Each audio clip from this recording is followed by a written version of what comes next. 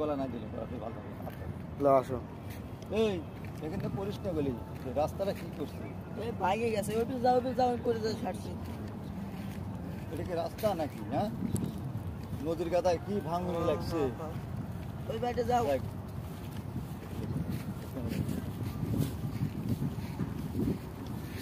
আজকে জীবনটা সার্থক হয়ে গেল, বেড়ে বেড়েছে সুন্দর।